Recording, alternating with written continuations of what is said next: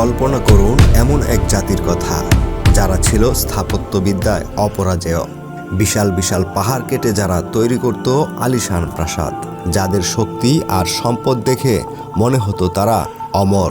কিন্তু তাদের অহংকার যখন আকাশ ছুঁল, তখন একটি পাথর আর একটি উষ্টি বদলে দিল তাদের ইতিহাস। কেন ধ্বংস হয়েছিল পৃথিবীর অন্যতম শক্তিশালী সামুদ জাতি? পাহাড়ের গায়ে খোদাই করা সেই অভিশপ্ত শহরের রহস্য কি? আজ আমরা জানব নবী সালেহ আলাইহিসসালাম এর সেই অলৌকিক উষ্টির রোমাঞ্চকর কাহিনী।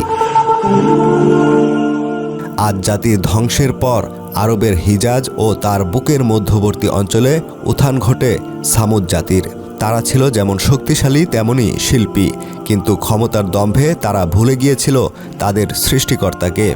মূর্তি পূজা আর পাপাচার যখন চরমে, তখন তাদেরই গোত্রের এক সৎ মানুষ হজরত সালেহ আলাইহিসসালামকে আল্লাহ নবী হিসেবে পাঠালেন। সালেহ আলাইহিসসালাম বলেন, হে আমার জাতি, এক আল্লাহর ইবাদত করো। এই পাহাড়, এই সম্পদ সব তারই দান। কিন্তু সামুদ জাতির নেতারা অট্টহাসি দিয়ে বলল, সালেহ, তুমি কি পাগল হয়ে গেছ? আমাদের বাপ দাদাদের ধর্ম ছেড়ে তোমার কথা শুনবো? সামুদ জাতি সালেহ আলাইহিসসালামকে বিপদে ফেলার জন্য এক কঠিন শর্ত দিল। তারা একটি বিশাল পাথরের পাহাড় দেখিয়ে বলল, তুমি যদি সত্য নবী হও তবে এই নির্জীব পাথর থেকে একটি জীবন্ত উষ্টি বের করে দেখাও, যার আকার হবে বিশাল আর সে হবে গর্ভবতী। হজরত সালেহ আলাইহিসসালাম আল্লাহর কাছে দোয়া করলেন, আর ঠিক তখনই এক অভাবনীয় ঘটনা ঘটল। উপস্থিত হাজার হাজার মানুষের চোখের সামনে বিশাল সেই পাথরটি থরথর করে কাঁপতে শুরু করলো।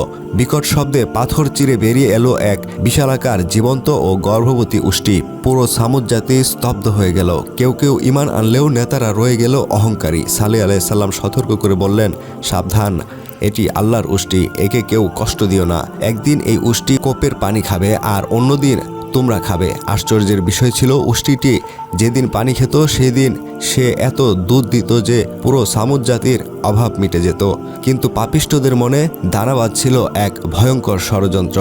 উষ্টির জনপ্রিয়তা দেখে সামুদের পাপিষ্ঠ 9 জন নেতা ষড়যন্ত্র করল। তারা রাতের অন্ধকারে আক্রমণ করে সেই পবিত্র উষ্টি এবং তার বাচ্চাকে হত্যা করল। হজরত সালেহ আলাইহিসসালাম ব্যথিত হয়ে বললেন, তোমাদের হাতে আর মাত্র 3 দিন সময় আছে। 3 দিন পর আল্লাহর আযাব তোমাদের শেষ করে দেবে। সামুদ জাতি উপহাস করে বলল, কই তোমার শাস্তি, নিয়ে আসো। কিন্তু আল্লাহর ঘোষণা মিথ্যা হয় না। প্রথম দিন তাদের সবার মুখমণ্ডল হলুদ হয়ে গেল। দ্বিতীয় দিন সবার মুখ লাল হয়ে গেল। তৃতীয় দিন সবার মুখমণ্ডল কুচকুচে কালো হয়ে গেল। চতুর্থ দিন সকালে যখন তারা নিজেদের ঘরে উপুত হয়ে বসেছিল, ঠিক তখনই আকাশ ফেটে এক বিকট চিৎকার আর প্রচণ্ড গর্জন ভেসে এলো। সাথে সাথে শুরু হলো প্রলয়ঙ্কারী ভূমিকম্প। মাত্র কয়েক সেকেন্ডে পাহাড় কেটে বানানো সেই প্রাসাদগুলো তাদের জন্য কবরে পরিণত হলো। আজও আরবে সেই মাদাইন সালেহ অঞ্চলে গেলে দেখা যায় পাহাড়ের গায়ে খোদাই করা সেই জনশূন্য বাড়িঘর, যা হাজার বছর ধরে সাক্ষী দিচ্ছে আল্লাহর অবাধ্যতার পরিণাম কতটা ভয়ঙ্কর হতে পারে।